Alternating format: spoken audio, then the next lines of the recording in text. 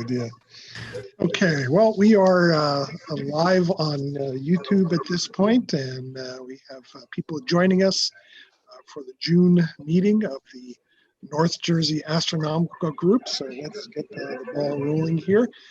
This is our second online meeting, and tonight we are very fortunate to have Charles Liu, an old friend of the club, back to give some presentation. To do the honors, Dr. West is going to do the introductions here. So, Mary Lou. Okay. So I've been pleased to be a friend of Charles and Amy Liu for over 20 years. Charles did his undergraduate work at Harvard and did a senior thesis on the possible data from EXCITE, E-X-C-I-T-E, which is a high altitude balloon, which was going to observe X-rays and gamma rays from the sky. But unfortunately, the launch was put off and put off and put off from Palestine, Texas, because of high winds. And finally, it got launched, but too late really for his thesis to be using it. He then went to the University of Arizona and got a PhD there. And then he's been at CUNY Staten Island and the American Museum of Natural History. And he's written some books with Neil deGrasse Tyson. We all know who he is. But the most important thing is that some years ago, he had a joint grant called It's All in Motion with Kevin Kanad and me. Yes. So the three of us had fun. It was teaching teachers at the middle school level how to teach astronomy to all sorts of students. I joined them, I met them originally when his wife joined the mathematics faculty at Montclair State University, and they stayed with us briefly for a while before they got their own house. But it's been wonderful having Charles and Amy as friends for a long time. So Charles will talk to us about galactic transformations. Yes, I will. Hi. Oh, and congratulations, Eugene Faulkner, first meeting in 12 years. Now, that of course puts tremendous pressure on me as to whether or not, it'll have been worth it. We will see how it goes. But nevertheless, hello everybody, and it's a great pleasure. I want to warn you, I cannot sit still, so I'm standing, and I'm gonna be walking back and forth and so on. If I'm too distracting, then just, remove my video. But otherwise, we should probably make sure that, like, if I'm moving back and forth, can you still hear me? That kind of thing. That's just loud and clear, Charles. All right, so we'll just get it going. And I want to thank you all. It has been a pleasure to be associated with the North Jersey Astronomical Group for so many years now. And it's just great. I still remember It's All in Motion when we did that, 1998 or something like that? Yeah. And we had the students, we had the teachers learn Interplanet Janet, from Schoolhouse Rock, the Galaxy Girl, sort of system from a future world, things like that. We also had them watch The Simpsons when Homer falls into a black hole. Oh, crap. Yeah. But that's sort of the nature of the way we do things in astronomy around in Montclair, right? So it's a lot of fun for me to do this, and it's my pleasure to talk about galactic transformations. It is my intention to speak for less than an hour. Okay, it's substantially less, possibly between 30 and 40 minutes at most, so that we can have lots and lots of times for questions. So write down any questions that you may have. We can talk about them in detail. Also, this conversation is going to have a lot of web-based resources, so you all can go look at them anytime you want to. It's not just about what I have on my hands, but all the other things that you can look at any time, because this is all free. Right? My goal is to first sort of give you the basics of the science that I do and the kinds of things that we're doing, and then some of the preview of the things that are coming ahead with something called the Vera Rubin Observatory, which some of you may have heard of at this point, recently renamed from the LSST project. And I'm really happy to be able to give you all that, and then we'll talk about, answer some questions and things like that. If you have any questions, of course, type it into the chat room or somehow signal Kevin. Yes, right, Kevin? I'll keep an eye on the chat box, which and is at the bottom of your screen. Anytime, no problem to do that. And I'll be happy to try to clarify anything that otherwise is not too clear. So I will be sharing my screen once in a while and jump forward on various things. What I'd like to start with is a little bit sort of, not quite to the subject advertised yet, but something more along the lines of just astronomy in general. What Mary Lou and Kevin will tell you is that even though I am a professional astronomer, I'm not a very good sort of backyard type astronomer. Most of the problem is because I have a really hard time regulating my attention span. I just can't handle it. And it's really, really hard for me to sort of stay in tune with that. But 2 nights ago, this was Monday night, I was very tired for some reason. I went to bed at, for me, an unusually early hour, like around 10:30, 11 o'clock. And I woke up around 1:45, 1:45 or so, and I had left the windows open. Everyone else was asleep, of course, and so I figured I'd go get up and close the windows. Now we have this east-facing window, and I go over to look, and I see, I don't have my glasses on, right? So I see, oh, there's a bright dot near the moon. All right, the moon had just risen. It's a little bit gibbous right now. And I saw a bright dot by the moon. And of course, the first thing I always think of whenever I see a bright dot that I don't know is there, I think, it's a supernova. Yes, I've discovered something new. It's like Ian Shelton. Yeah. Of course, then reason takes over. And then I know, okay, it really wasn't a supernova. All right. So it was probably a, I don't know, conjunction, right? So I go get my glasses. I put on my glasses. And then I go take a look and I say, yes, indeed, it's very, very bright. It must be Jupiter. But then I look for a little while longer and hey, there is something that's else that's in the picture. Looks like it's maybe 0 magnitude or thereabouts, right?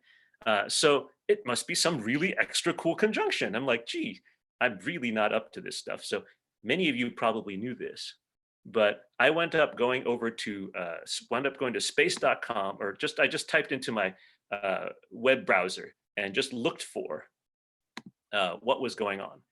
And what I happened to find was that indeed there was something cool happening. What was that thing? It was a conjunction that had previously been advertised. And it was the moon, it was Jupiter, it was Saturn in like a triangle. Okay. Now I'm going to try to share that screen with you of what I saw. How many of you actually knew this was happening? I mean, raise your hand if you want to, or anything like that. And so probably you all had your telescopes out and were looking at this. But I was like, wow, this is so cool. I had to go take a look at it. And of course, everybody's asleep. And I am like not exactly got all my equipment out. But nevertheless, because that's just what I do, I somehow fumble around in the dark, wind up laying my hands on a Kodak Z915 15-year-old camera with a 10 times optical zoom, but I got 3 of them, $20 a piece on eBay after my original one died because I fell on it while I was playing football. In any case, I was like, okay, I'm just going to take pictures of it, and they sucked. Okay, the pictures are horrible, and I know some of you are superb astrophotographers, but nevertheless, I just showed them because I was just really proud of the fact that it had done. This was the best picture I actually got of it. There's this blob over here. You can see my cursor. Obviously, this is the overexposed part of it, but there's the moon, and if you squint real hard, you can actually see the man on the moon. And then there's Saturn, and there's Jupiter, and then if you zoom in close, that's Saturn. No, there's no way any of those things are rings. But there's Jupiter, and yes, there are 2 moons, at least I could see. I have no idea why there's red here and green here. Probably something having to do with the atmosphere or the fact that I was an angle or something like that. Anyway, these are crappy astro photos, but I wound up staying up for 45 minutes trying to take silly pictures out the window with my hands and stuff. It's just fun, right? The astro thing, and yes, I use telescopes that are usually larger than my house, right? Or in orbit or something like that. But when it comes to astronomy, you guys, all of you, North Jersey Astronomical Group, this is the kind of thing that connects us with the past, right? Galileo saw something like this 12 years ago. And we have this connection to the sky, which no matter what new technology comes up or new methods, in the end, it's still this sort of wonder that holds us all together. So I wanted to share that with you for no apparent reason, except to say that, as bad as I am at the amateur, the so-called small telescope astronomy thing, I still do it and I love it. And I hope all of you do it too. The best news is I have now found out that Jupiter and Saturn will continue to do this dance all year long. all the way till December 21st of this year. Now already December 14th is a total solar eclipse that's happening that's going through Argentina. I don't think any of us are going to be there. There was going to be a conference there, but I don't think that's going to happen. Nevertheless, on December 21st, Jupiter and Saturn are going to be only 6 arc minutes apart. That means they are 1/4 the diameter of the moon apart. These two big, beautiful planets could be just right next to each other like this. Throughout the whole second half of the year, enjoy this. Please have fun with it. And if you already knew all this, I apologize for having said it anyway, but if you didn't know it, look it up. Jupiter, Saturn, they come together all the time. Every 20 years or so, they wind up in what's called the Great Conjunction. And this year's Great Conjunction will be spectacular indeed in December when they come together so close that you can barely tell them apart. So hope everyone enjoyed that advertisement for the sky and what was to come. If you have any more questions, of course, you all are the experts in the field. I'm just sort of showing up for entertainment for you guys. And we'll head on to doing galaxy transformations. Let me first show you this. Okay, how many of you know what this is? Okay, if you can, I know if you're all muted and everything like that, but if you don't want to mute for a second, just want to shout out what this is. Of course, if you read the caption, then you would know pretty quickly what it is. This is the center of the Coma cluster of galaxies. Okay, Coma Berenices, that is Bernice's hair. It turns out there's a constellation, and I one day will probably look it up because I'm too curious to figure out exactly why Bernice's hair happens to be called a constellation. But it turns out to be the site of one of the largest concentrations of matter in the local universe. And by local universe, I mean like 350 million light years away.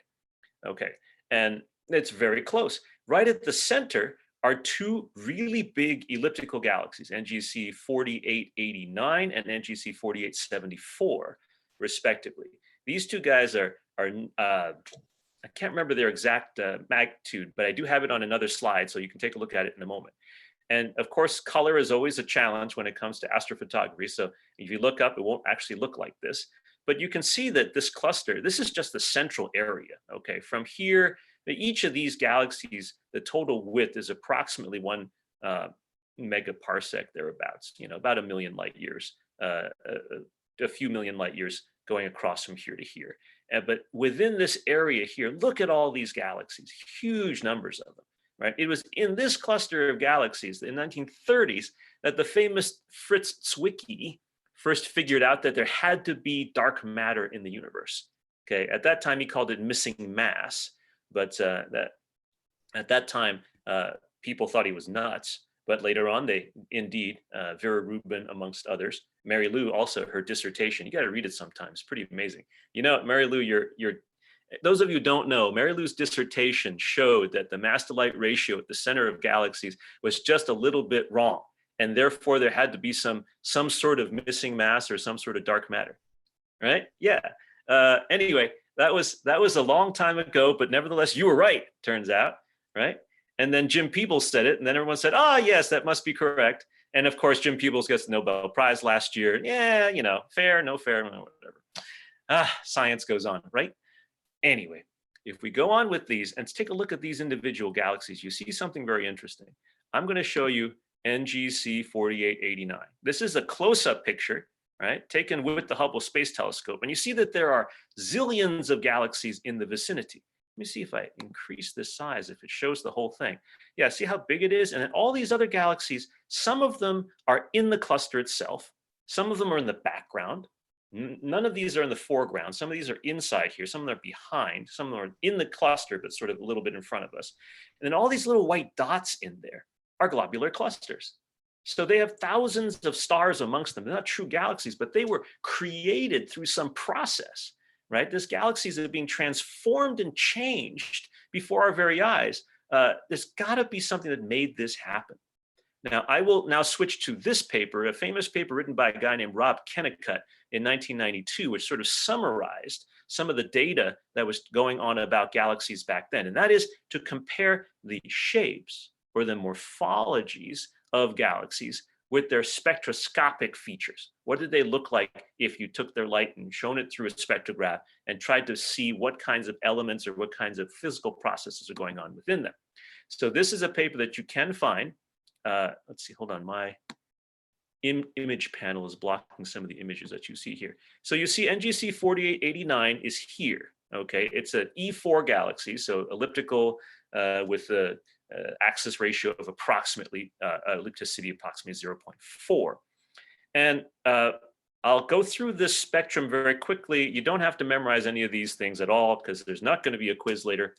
But the basic point is that this feature here, right around 4,000 angstroms, I see 4,000 here. Notice that there's a break in the level of continuum, right? This kind of part's kind of low, and then suddenly, boom, you have this break, and it comes up to this point. So this jump from here to here is known as the 4,000 angstrom break. Astronomers are not very creative, at least in this stuff. I mean, the Coma Berenices, very creative. 4,000 angstrom break, not so creative. But as you can see, there's lots of these absorption lines that are here. Then they're usually features of things that are going on, or atoms or molecules that are in the stars that produce most of the visible light coming out of these galaxies. Okay, so this one here, right around 6,000 angstroms is sodium. This one here, around 5,300, 5,200 angstroms, is made by magnesium. And then over here, 4,500, another sodium band. These two big absorption lines just to the left of the 4,000 angstrom break, we call those the calcium H and K lines.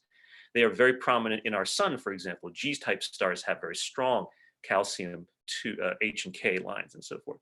So this is a standard what an elliptical galaxy looks like. It's very plain. There's lots of dips. The stars are there, but you don't see sharp emission, okay? Now, notice that what Rob did in this paper from 1992 was he took a whole bunch of spectra of pretty famous galaxies of different shapes. Okay, notice this is an E4. Then he did an SB0, which is a lenticular bar galaxy, right? And then NGC, let's say 4750, which is the peculiar SB. I want to show you a couple of these other spectra. So we're comparing spectra now, the image and the spectra and how they sort of match up with one another. So take a look at NGC 4262, and you can see that it's not that different from 4889, right? Here's a picture of NGC, if I can get to it without the sharing window blocking me. The NGC 4262, this picture. This is basically an elliptical looking galaxy, right? But actually, notice that there's like a bar of stars in the middle. And so actually whatever structure it is more like a lenticular galaxy, like an S0, but it's got a bar in the middle. All right, this is actually a relatively small galaxy, but notice also its overall structure is very elliptical. Now, next galaxy I'm going to show you is this one. It's pretty famous. All right, it's Aufnahme now, NGC 6181. This is a classic SC galaxy, and this one looks kind of like what our Milky Way might look like, because we think our Milky Way is about an SBC. Our Milky Way has a bar in it. It's kind of like the previous galaxy we showed, 4262, but it's relatively small. But in any case, our galaxy might look something like this. And let me show you the spectrum for what that galaxy would look like. Not that one, but not that one, but this one. So NGC 6181, look, it's a very different looking spectrum, okay? So the spectrum here now is dominated by this very strong emission line. All right, now this emission line around 6,600 angstroms is known to all of you as the hydrogen-Balmer alpha line, or H alpha. This is what makes, for example, many nebulae, a star-forming nebula, the Orion Nebula, for example, makes it red. Right, because this is right in smack in the middle of the red part of the spectrum. And the reason that this red glow is so sharp and strong here is because the bright hot stars that have recently formed in NGC 6181 is creating a lot of ultraviolet flux hitting the transparent hydrogen gas that surrounds this star, ionizes them, and as they recombine and the electrons come back together with them, they're shooting off lots and lots of H alpha. This is from, for those of you who are excited about the nuclear physics, it goes from n equals 3 to n equals 2, right? And then this line here is H beta, n equals 4 to n equals 2. This line is called oxygen 2. And that comes from the area as well, those same kinds of nebulae, what we call H2 regions. But this line you never see on Earth because it will only be produced in an environment where there are fewer than 1,000 hydrogen atoms or oxygen atoms per cubic centimeter. Okay, as you all know, we here on Earth have 6 times 10 to the 23rd atoms or molecules in just a small box about this big. So there's no way we get down to that much. Even our best laboratory vacuums have more than 1,000 particles per cubic centimeter. And so therefore this is called a forbidden line of oxygen. But you can see the little dinky here, right? H and K lines that were so prominent up here that dipped and caused this to go down, this winds up not going down. So you see that the spectra between an elliptical galaxy typically and a barred spiral galaxy typically compared with the NGC 6181, which is a strongly star-forming spiral, is distinguished by the color, the slope of this spectrum, right? The weakness versus the strength of the 4,000 angstrom break, and these emission lines, which indicate that there exist very young, very hot stars that are ionizing the gas around them, okay? So far, I've been a little bit technical, but I've also been a little bit general. If anybody has any questions at all about specifics, by all means jump in, or if I'm going too slowly, just let me know that I can speed up and I will be happy to do so, okay? So far so good about basics of galaxies. So if we're looking close up now at NGC 4889, this is Hubble Space Telescope pictures, and you can see that there are lots of little tiny globular clusters, also stars around the outside, clusters and galaxies all through this space here, right? If we look at the companion galaxy, NGC 6181 and 4262, these two are not in the coma cluster. They are far away and therefore have their own kinds of shapes. And they are not disturbed. They don't have that huge structure that you saw in those other galaxies. So if we look back here at coma, right, you can see that they are in the middle and they're getting changed. Somehow those other little galaxies are being turned into these gigantic galaxies. Okay? What is the process that turns them into these gigantic galaxies? The answer is they smash into other galaxies, okay? And the reason we know that now is through decades of computer simulations, right? I'm gonna highlight a couple of groups, but there are many groups around the world that do simulations of the universe. They take chunks of the universe, they add various physics in their basic forms, put them in massively parallel computing code, and then try to go through them and figure out what they look like, okay? So this is Magneticum. This is a European collaboration that's based out of Germany. They're really, really good. But you can see what happens is that they are taking these big chunks. This is 70 megaparsecs, right? So that's 200 million light years on a side, more than. And you can see thousands and thousands of galaxies. Now, all of that sort of whitish streaky stuff, that's dark matter, but it's lit up because we don't know what it actually is. It's not protons and neutrons and electrons. We just assume that they're there. But those little purple dots are the protons and neutrons and electrons that are glowing, the ones that make the galaxy. So each one of those blobs is a whole bunch of galaxies in a cluster, much like the coma cluster. Okay, a coma cluster might be, for example, right here. All that space in this location here is there. And you can look at individual galaxies. That looks a heck of a lot like maybe that spiral NGC 6181 that we looked at, right? Meanwhile, over here are some elliptical galaxies. Now, these might look like NGC 4262 or something like that. You can zoom in onto elliptical galaxies. Run around this site for fun, Magneticum. There's some really, really good stuff. The other one, this is called Illustris. And does anyone here know Illustris? Okay, some of you have heard of Illustris. It's one access point is actually New York City. The Center for Computational Astrophysics is involved with doing that sort of thing. So Mary Lou asks, in coma, what is the red spot in the upper left? Let me go take a look and see if we can find that real quick. Coma cluster. That one? Looks like a star that has become overexposed. If that were my guess, that's what that is. Yeah, it's a foreground star somewhere in our own Milky Way galaxy. But I'll take a look more carefully, and if I'm wrong, I will let you know. In any case, yes, bright red things usually are really far away and thus quasars or something, or they're really close up and they're just some annoying foreground star that prevents us galaxy types from understanding our galaxies. That's okay. We still like the stars because like we live around one, so it's kind of important. Okay, so Illustris is a really nice simulation also. And what it you can show, Illustris has created a circumstance where you can turn on and turn off various physics. So for example, I'll show you, let's see if this movie runs. It should. This movie, all right, going from redshift almost 10 to 0, that's from about 500 million years after the Big Bang to the present day, which is 13.8 billion years after the Big Bang. And you can see that if you choose different options on how to simulate the universe, okay, this one, you're simulating with just gas and stuff. But here, look, you're simulating explosions. These are what happens when stars go off, right? Those are supernovae.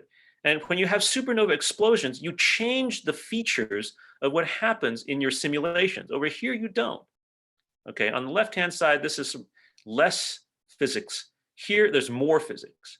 Oh, wait, zipped way too fast. I want to hold that there for just a second. And watch what happens at the very end, right? I'm going to pause that. And you can see that if you just assume standard physics without worrying about star formation and supernovas and explosions and so forth, you wind up with a much smoother distribution of gas and energy compared to this circumstance over here when you're including also the star formation and the cooling of material out in the universe as hot things get colder, and the effects of supermassive black holes at the centers of galaxies, right? We call active galactic nuclei, AGN. So you can see that having all this extra physics in is really cool. And we can take some of these galaxies. Remember, this is 10 megaparsecs from here to here. So that's much bigger than a typical galaxy. But if we go back, we can take a look at an example of this one. I want to show you this one. You can read this for just a second so you can see what you're about to look at. Time evolution from high redshift, about redshift 1, say 8 to 10 billion years ago, to the present day, which is z equals 0. And watch over 10 billion years what these computer simulations show how galaxies transform from regular things or small bits and pieces and so forth into something that might look like the center of the coma cluster. All right, so you can see that on the left side is what the stars look like. That's what we saw in those pictures from the Hubble Space Telescope. And then on the right side is the gas. We don't see that so much, but in the infrared, we see a lot of gas sometimes. So let's take a look at this video and see what happens. So remember, from one side of the panel to the left, redshift 4 or so to the present day, the log 10 of M star equals 10.6. That's low. That's like about the Milky Way. SFR is star formation rate. How many solar masses of material gets turned into stars every year? And then the SSFR that you see ticking off is the specific star formation rate, or star formation rate per unit mass of stars.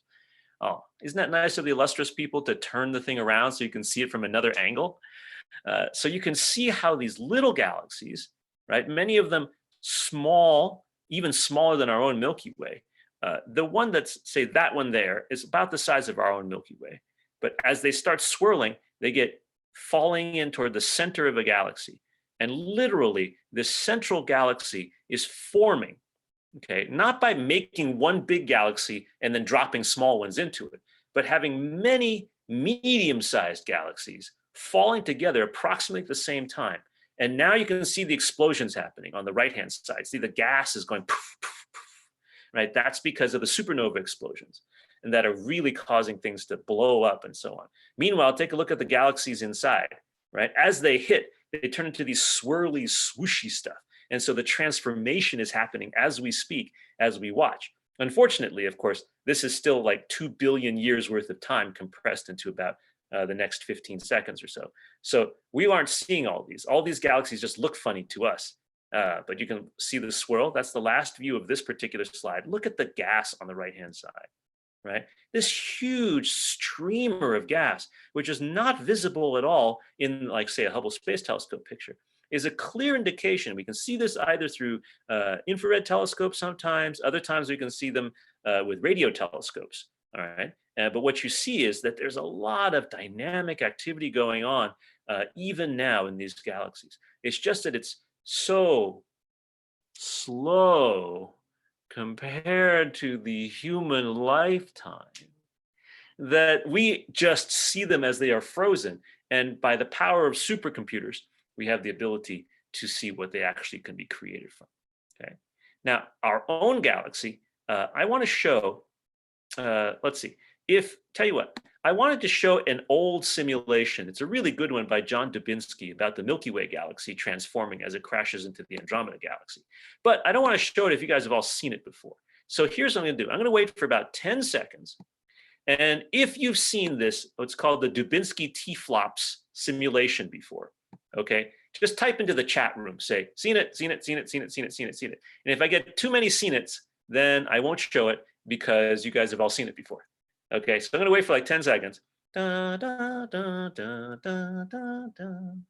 Do, do, do, do, do, da, da, da, da, da, da, da, da, okay, it sounds like, who cares? Let's see it again. Let's see it. All right, let's do it then. So John Dubinsky, early on, remember, this is the year 2000, okay? A supercomputer back then would like run our iPhones today, right? But even then, he was doing some really cool stuff with this Dubinsky T-flops simulation. So let me see if I can get that to be shared by clicking on it. And what happens is that what he has done, oh no, it's going to come up on QuickTime. Sorry, everybody, got to hold on for just a second as QuickTime does its thing. Opening, pause. Okay, good. All right, now I'm going to try to share my screen of that. Share screen. Let's see if we can get the Dubinsky T-flops on the QuickTime player. All right. So this galaxy up here is Andromeda. Okay, I'm sorry, those of us who are feeling inadequate, Andromeda is bigger than the Milky Way, all right, by a fair bit. Now here's the Milky Way, and we're looking at the Milky Way sort of face down. And over the course of 4.5 billion years, Milky Way galaxy and the Andromeda galaxy are going to come toward one another at the breakneck speed of 500,000 miles per hour. Okay, it's not Jeopardy. No, I'm afraid it's not. But nevertheless, at 500,000 miles an hour, it's still going to take 4 billion years for Milky Way and Andromeda to get this close as we see them here relative to their sizes. So don't change your retirement plans. Continue to contribute to your 401ks, okay? Because you don't have to worry about the galaxies colliding to solve our problem. This is only about a minute-long simulation, and it shows approximately 1 billion years worth of time of the collision between these two galaxies. Okay, I'll do some annotation, but I'll try to keep the cursor off of it. So it twists and bends, right? We have these twirling come around, and if they were going faster than 500,000 miles an hour, they would just separate and go far apart. But this is not the case. They're going too slowly to go completely away. So they go halfway out. Every time we want to go out, they pull us back again. And you create this new thing. Now you're getting blobs. Now you're looking like, oh, this is like atoms for peace, right? This is like the nuclear power sign that you see on the fallout shelters and the basements of old buildings and so on. But what you're really seeing is that the Milky Way galaxy and the Andromeda galaxy have come together, and over the course of 1 billion years is turning into an elliptical galaxy. Something like what you saw NGC 4889 was, making many, many galaxies together, but this transformation creates this loop, right? You can see the loop at the bottom, you can see the swirl coming out this way, and depending on what angle you're looking at, you can see these long streamers of stars flying around as well, okay? So that is the kind of galaxy transformation that I like to look at. I want to see galaxies in those conditions that have, after collision, had some sort of properties. because it's an unusual thing to have just been hit by another galaxy, right? What does that transformation do, and how can we use it to understand how the galaxy population in the universe has changed over the course of billions and billions of years? So let me share with you one more time, if I can get back to it, my favorite galaxy in the local universe other than the Milky Way. And it's called Flagellan, or G515, or something like that, okay? It looks a little bit something like this. I'm going to go into what's called explore mode. Have you ever used the Sloan Digital Sky Survey, by the way, folks? If you haven't yet, it's fun, all right? Sloan Digital Sky Survey is great. But you can see that this galaxy is a little bit twisted, right? It's unusual. It doesn't have the right sort of elliptical shape. So, but it's really bright. Out at that distance, it's much brighter than the Milky Way and Andromeda put together. If I use this quick look thing, I can probably see a little bit more detail. And look at the spectrum. Can you compare mentally, right, this spectrum here to the spectra that were shown with Rob Kennicott? Let me show them again. Here's an elliptical galaxy, right? Red, no emission lines. Here's a spiral galaxy, blue-ish, and emission lines.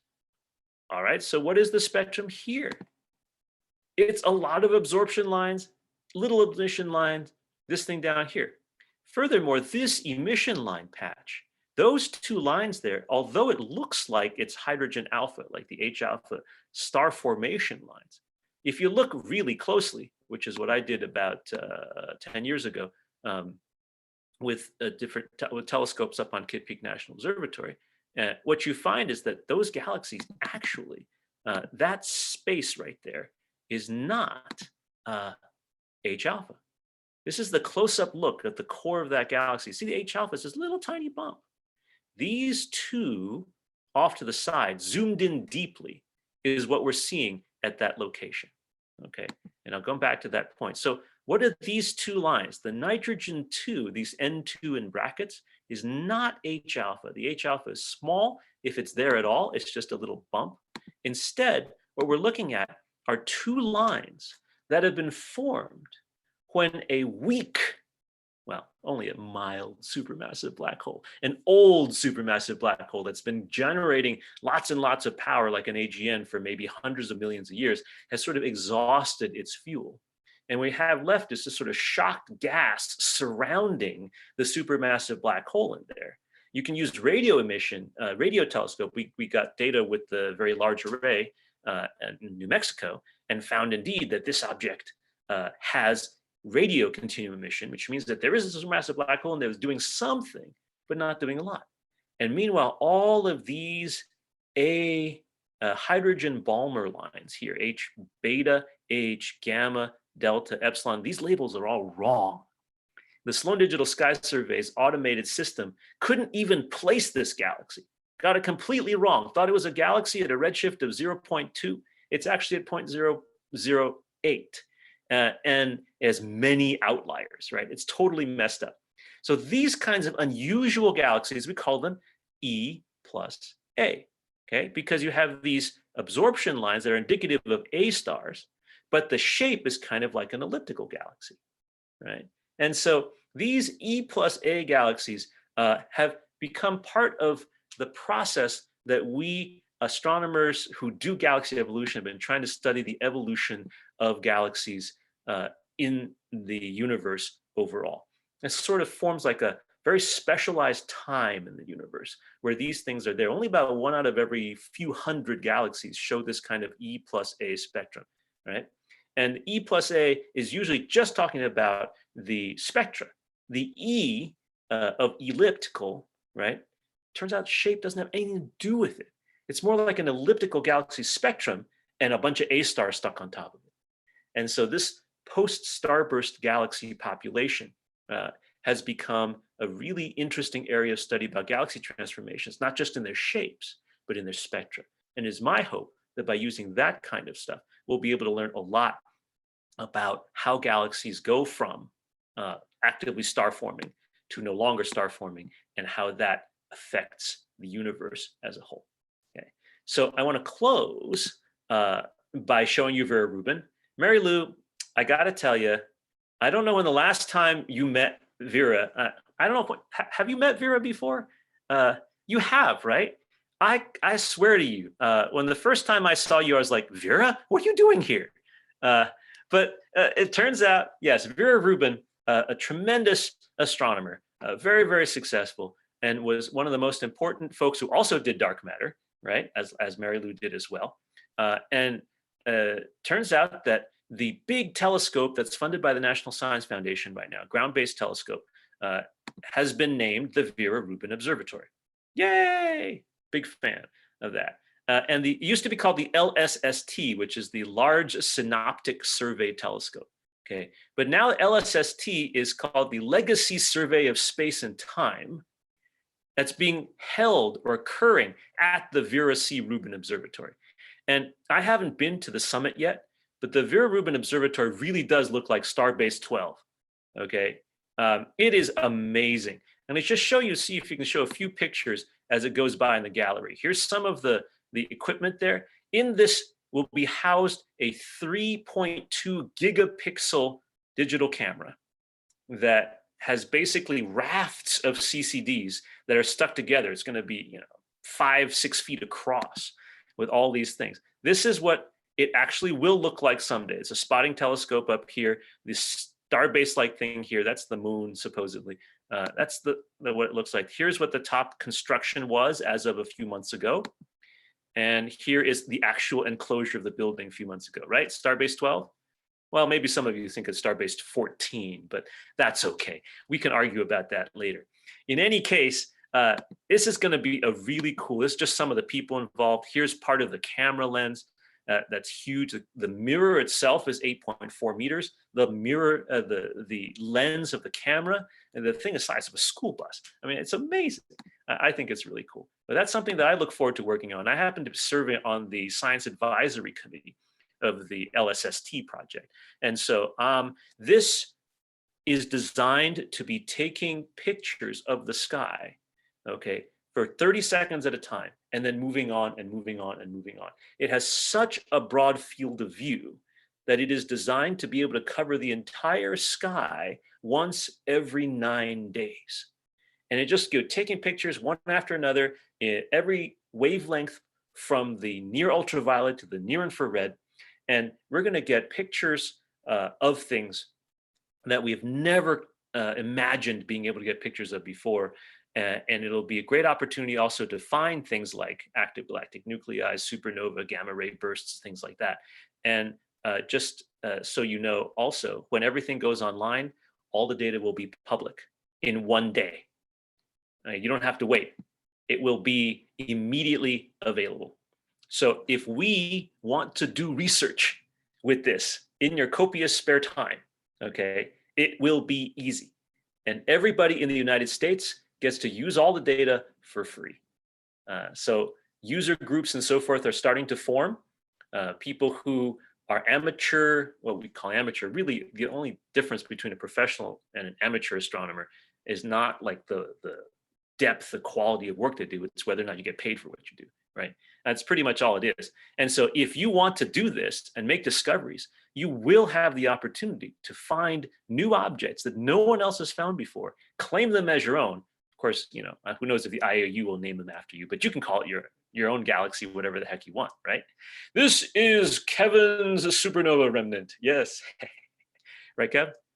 Yeah. We can call it, whatever you want to do it. So I'm excited, and this is coming up in the next few years, and galaxy transformations are a lot of fun. And I really hope that you all enjoy them. And I think this would be a good time to stop for additional other questions. Yeah, we actually had a comment from YouTube. Okay. Catherine says that she met Vera Rubin in 2010 at the AAS meeting. Wonderful. Astronomical Society. And I guess she's saying that just before that meeting, she had a baby. And so his middle name is Rubin after Vera. Isn't that nice? Wonderful. That's great. Yeah. Now you can tell your baby that that observatory is named after him.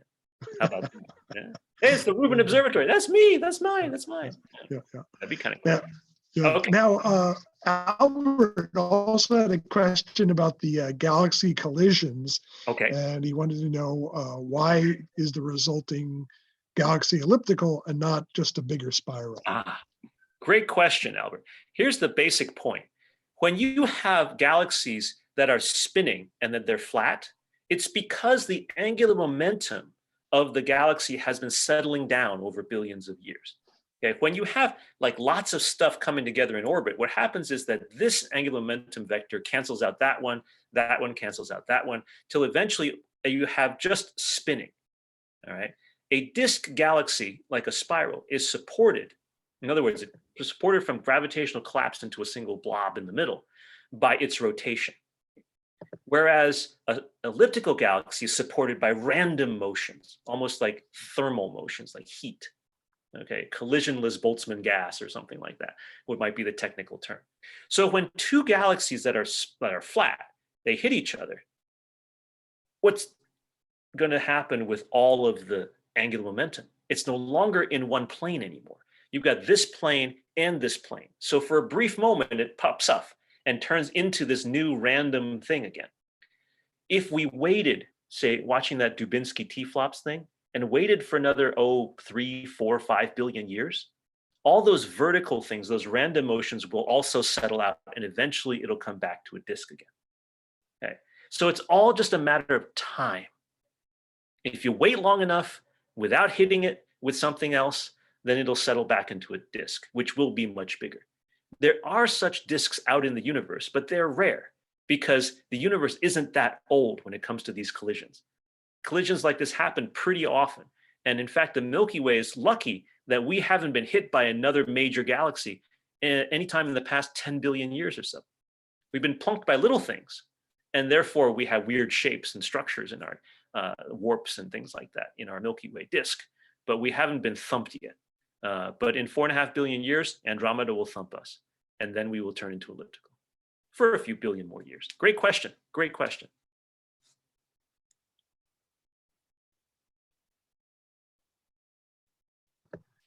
Okay, well, are there any other questions for Charles? I'm going to do a shameless plug for a second, by the way. Sure, hey, go right ahead. This is a book that was supposed to come out in October, but the press folks have been furloughed, so we don't know if it'll come out in October. But this is a neat project that is a collaboration with me and Alan Liu and Karen Masters. Karen Masters is at Haverford, and Alan Liu recently at Harvard. But do not confuse this Alan Liu with another Alan Liu recently at MIT. Okay. So, but anyway, this is something that we hope will come out soon. It should be fun. It's a follow-on to another book which came out this past October called 32nd Universe. And that was written with Karen Masters also and Seville Salur at Rutgers, who's the particle physicist. That's a cosmology book, basically. These are small little books that are fun. I just put that up there because I think it's a cool cover, and I think the project is really neat, and I'm hoping that it will come to reality at some point soon.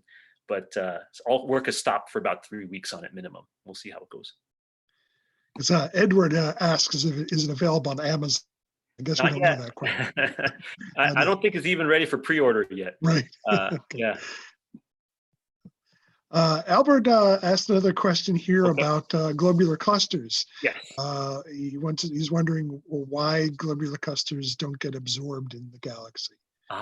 Another great question. It again has to do with angular momentum. Okay. Angular momentum, again, this wonderful thing that's conserved in closed systems, right? And that, if an object, a blob of stars, has enough angular momentum as its formation, then it won't go in and fall in. If the globular cluster doesn't have enough angular momentum to maintain a stable orbit, it will fall in.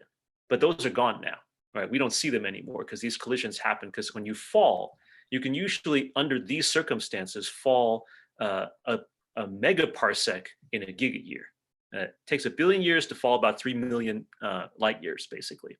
And these are not that big. So over time, within 100 million years, all the globular clusters that will have fallen, and the remaining globular clusters have enough angular momentum to stay out for a long period of time.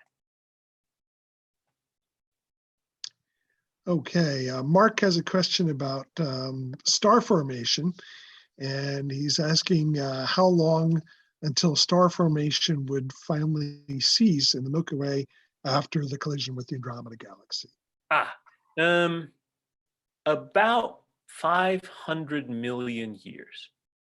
What will happen is that the gas in the galaxies, both Andromeda and the Milky Way, will be perturbed in such a way that they will swirl together toward the center of mass of the system. And as that swirling is happening, that will trigger shock waves that will cause stellar collapses and form stars at a rapid rate. Right now, Milky Way and Andromeda both have about 1 or 2 solar masses per year of star formation. And that's pretty sustainable level. But if you go and smack them together, then the gas gets used up much more quickly. So at best, it'll last about 500 million years and it'll be all gone. Some estimates suggest, depending on the violence of the collision, depending on the angle, whether it's a prograde or a retrograde based on rotation and so forth, the amount of time it could take could be only 100 million years. It's just a very short period of time and all the gas will be gone. And then what will happen is the gas either can no longer form stars because it's become too diffuse or too hot, or it will have been exhausted and just used up. And at that point, it's just a waiting game. The O stars will die off after a few tens of millions of years. The B stars will die off after about 100 million years. And then the A stars will be left about 1 billion years. And right around the 1 billion year mark, based on the models that we have, those supercomputer simulations, the 1 billion year mark is roughly when the Milky Way and Andromeda will look approximately like this sort of weird elliptical with tails and things like that, right? And at that point, it should look like an E plus A galaxy, because the A stars will be so bright, there'll be no more B stars, no more O stars, and then these stars have formed so rapidly that A star light will be the dominant component to the optical spectrum. John is wondering, doesn't the star formation continue? It doesn't completely stop, right? It continues after that. Well, that's an interesting point. Turns out that star formation can stop completely. Oh, really? Yeah. In those ellipticals, remember NGC 4889 when we showed their its spectrum? There were no emission lines of any kind. Oh, right. Okay? Which means that if there are any new star formation, those star formation processes are creating stars that aren't, say, luminous enough to ionize the hydrogen around them to create hydrogen Balmer line emission. So the spectra are confirming that star formation is actually stopped in those galaxies completely. We call them quenched galaxies. I don't know when quenched came out as a term. I myself, you know, I mean, it's okay, but the quenched galaxies actually take up the majority of the mass of galaxies in the universe. Star-forming galaxies like the Milky Way are actually less common than fully quenched non-star-forming galaxies. So star formation does not continually happen in any given galaxy. Over the course of the universe, on average, it is still happening. But you pick a random galaxy, and more likely than not, it's not really forming stars. So we live in a pretty special galaxy. Yeah, cool. We also had a question from Chris. Okay. He wanted to know, do supermassive black holes merge? Oh, yeah. Oh, yeah. When the supermassive black holes merge, all right, you will get a release of gravitational waves, the likes of which we have never witnessed before. But John's question is very interesting. You see, we have now observed using the LIGO gravitational wave observatory that we have observed medium, small, stellar-sized black holes, you know, 10, 20, 30 times the mass of the sun crashing into one another. And that releases huge amounts of energy, much of it in the form of gravitational waves, which then causes our space-time to do the wah, wah, wah thing for just a brief moment, and we can barely detect it. But before those detections first happened, we figured that since galaxies are colliding and the galaxies have supermassive black holes in the middle, those supermassive black holes should collide, right? And so many people focused on that and tried to create supercomputer simulations to show the black holes themselves crashing into each other. And for goodness sake, they wouldn't hit each other. They would come together, they would start swirling and tighter and tighter and tighter, just spinning like this, and just keep spinning. And they keep spinning. You're like, okay, anytime now, you can hit each other, go ahead, blah, blah, blah. And then the simulations would keep going, and they would just keep spinning tighter and tighter and tighter. They would never hit each other. You're like, what the heck? And basically, we concluded that it was because our simulations are messed up. We just couldn't do the physics and the general relativity well enough to watch the angular momentum dissipate, right? For a while there, some of us wondered if the angular momentum never dissipates and you will always have these two black holes spinning. But if that were the case, we should see lots of binary black holes in the universe at the centers of galaxies that have already collided, right? And we don't see them. So supermassive black holes must collide, but have we observed one yet? No. It is unfortunately quite rare, even though galaxies are colliding all the time. But once the next iteration of LIGO is up, I would be very, very glad to see two supermassive black holes hitting each other. These are far, far away. But when they do that, the chirp that we see will be unmistakable. We'll hear it woo, and be like, oh, very exciting. It actually happened.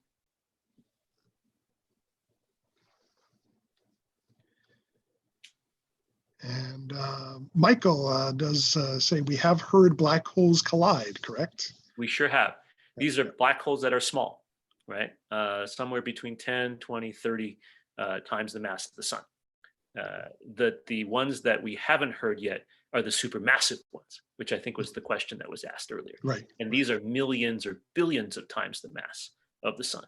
And when they hit each other, it's going to be really, really interesting. Yeah. Great. Okay, do we have any other questions here from our audience? In the meantime, I will dance. Okay, there's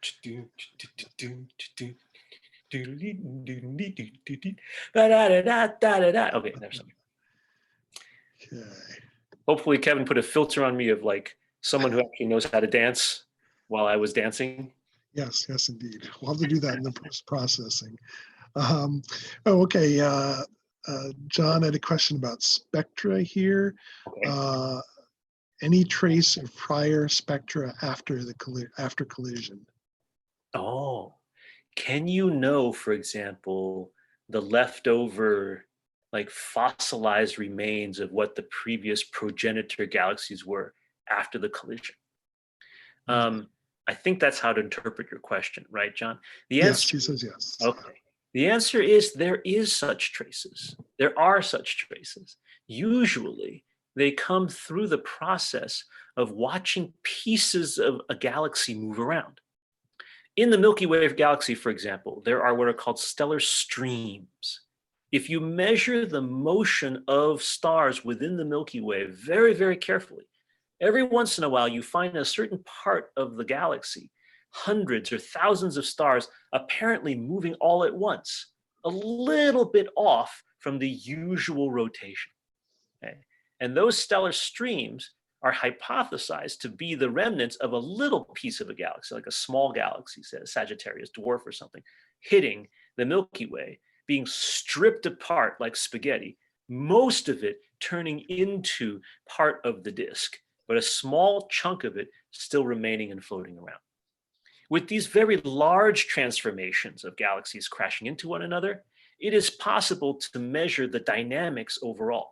You can measure the velocities of the entire sides of the galaxy. Sometimes you have the core of the galaxy rotating in the different direction as the rest of the large elliptical galaxy. That's a dead giveaway that something happened that was weird, right? It's like boom, woo, that sort of thing. So yes, there are such things normally that comes from the dynamic activity, which can be measured with spectra. The stellar populations are harder to measure that way, and you can measure the gaseous motions as well, and that usually requires radio astronomy or infrared astronomy. We have a question from Mark. What is the age of galaxies visible in the Hubble Ultra Deep Field? Oh. And how much further back will the James Webb Space Telescope be able to see? That's a great question. The transformation of galaxies in our early universe was much more dramatic than it is today. Only once in a while do local galaxies or galaxies in the modern time, 13.8 billion years later, hit one another because things are quite far apart. But those galaxies from the early universe are transforming like the dickens. Huge numbers of collisions, small and big, happening all the time. And so the Hubble Ultra Deep Field, which was taken a few years ago, sees galaxies as far as we could tell the measurements, all the way back to about redshift 7. All right, and that's already pretty good.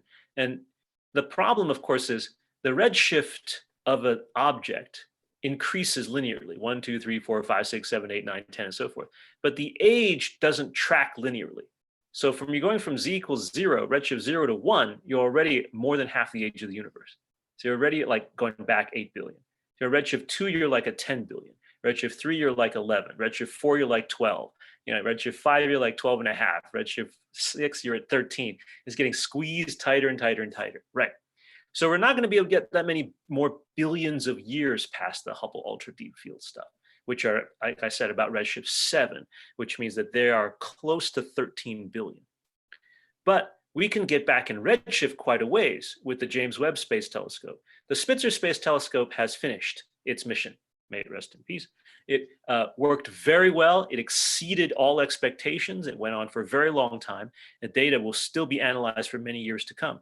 But when the James Webb Space Telescope comes online, it's going to be able to look at redshift 20 galaxies, all right, which is like 13.51 billion years ago, right? Just maybe 300 million to 400 million years after the Big Bang.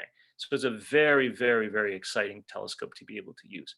And then, of course, there's the successor to the James Webb Space Telescope, which is going to be called the Nancy Grace Roman Telescope. And that used to be called WFIRST. But if that launches on time, 2030, shall we say, then that is an optical telescope again. It's not going to be far infrared, but it will be able to gather light in ways that we won't be able to with the infrared telescope. So we can get much better resolution in our pictures. So we may be able to get to redshift 20 or more with the Nancy Grace Roman telescope. And we'll just be watching for ultraviolet lines coming into the visible. So that's very exciting. Cool. We got another question from YouTube. Cheryl wonders why are there black holes at the center of galaxies? Oh, that has to do with the transformations. Imagine when a galaxy is coming this way and the other one's coming that way, and the gas is swirling together into the common center of mass. Stars are forming like crazy. Some of the stars that are forming are many, many, many times more massive than the sun. And when they finish their lifetimes and explode as supernovae, the cores of these very massive stars, maybe 100 times the mass of our sun, will collapse without limit and create black holes.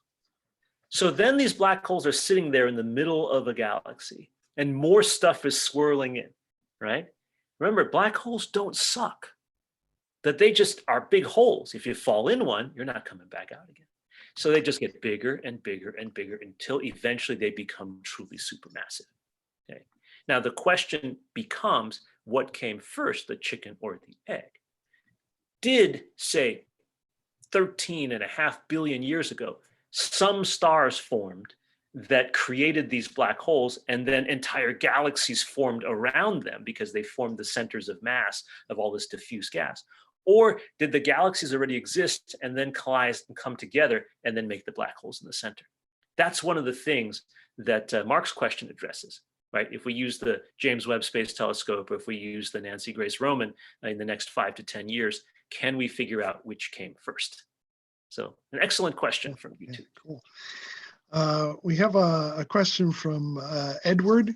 Okay. And he thinks that he heard recently that there are a few cases when galaxies underwent transitions from being somewhat boring to be exceptionally energetic quasar galaxies much faster than expected. Instead of being a few thousands of years, we're talking hundreds of years. And is this correct? And well, does that change our concept of how quasars would form? Great question, great question. If I understand, you might have heard about something recently, what you were thinking about that, called a tidal disruption event, or a TDE.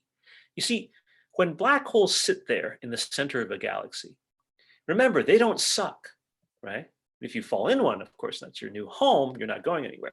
So if there's all the material around the black hole has already fallen in, or otherwise been blown away by some sort of energetic interstellar, intragalactic winds, then it's just sitting there by itself. It's not doing anything. It might have a trickle of material coming down, but the gravitational engine caused by all that material falling into the black hole or falling toward the black hole is not being fueled.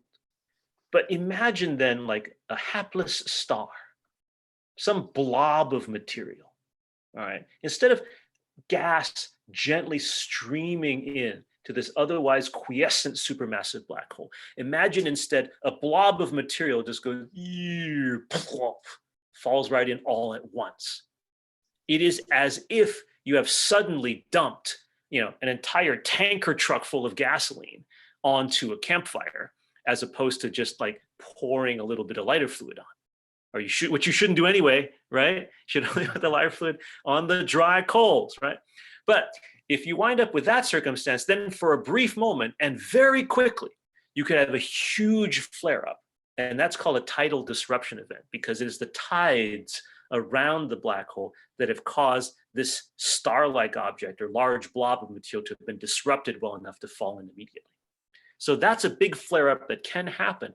And surprisingly, a recent study by Decker French, who's at the Carnegie Institute, she figured out that these E+A galaxies that I like to study so much are disproportionately where these tidal disruption events tend to occur. Because apparently, these galaxies, if they were formed by big collisions a billion years ago, it started, now it's kind of run down. Supermassive black hole's kind of out of fuel, but there's still a lot of dynamism in blobs of matter or stars that are still floating around, that fossilized stuff we're referring to. And if all streams in at once, poof, all of a sudden, a quasar can light up again for a brief period of time, much more brightly than you expect. Cool. Mark also had a question about the far future. In the end of time. In the far future, when a lot of these stars have burned out and stars are exhausting their fuel, and the only thing left are going to be black holes. How long can they live?